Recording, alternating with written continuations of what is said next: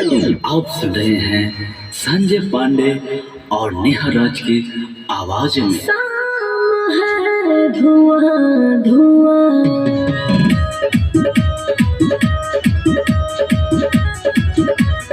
Music by Mantu मनी।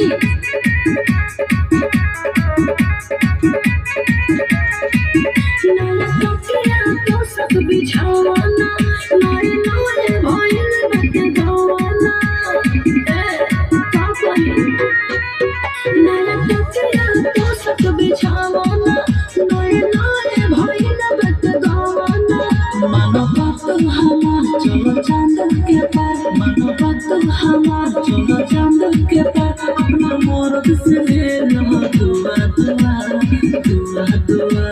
शाम है धुआं धुआं, आ आ आ ला ला ला ला, माने तो रानी छुआ छुआ, आ आ आ आ आ। शाम है धुआं धुआं, आ आ आ ला ला ला, माने तो रानी छुआ छुआ।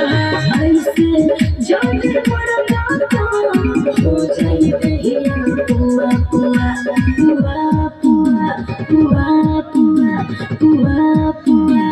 शाम है धुआं धुआं, आ आ आ ला ला ला ला, माने तो रानी छुआ छुआ, आ आ आ आ।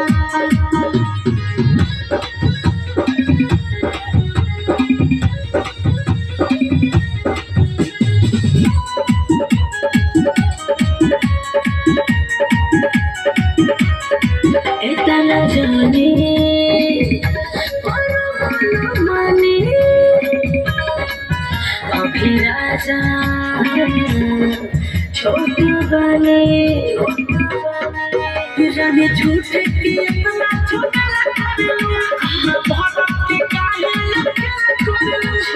भागतारू फरका तनी मारे तमका, काहे भागतारू फरका तनी मारे तमका। होली ठुलिया लगोता कुआ कुआ कुआ कुआ।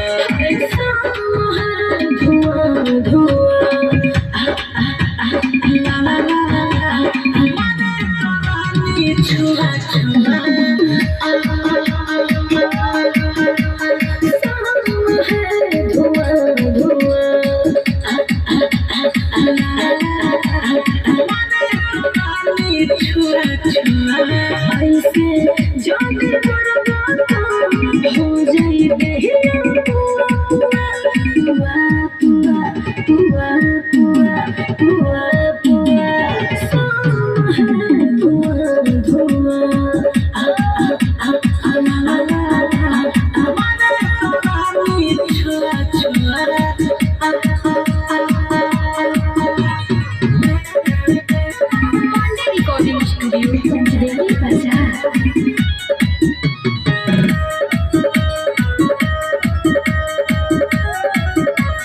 म्यूजिक बाय मंटू मनी।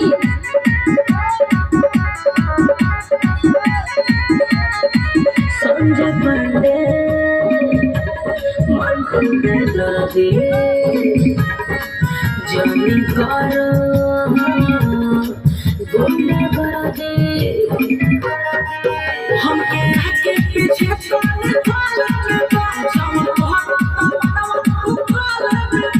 नया बना पास हो ये सास, नया बना पास हो ये सास।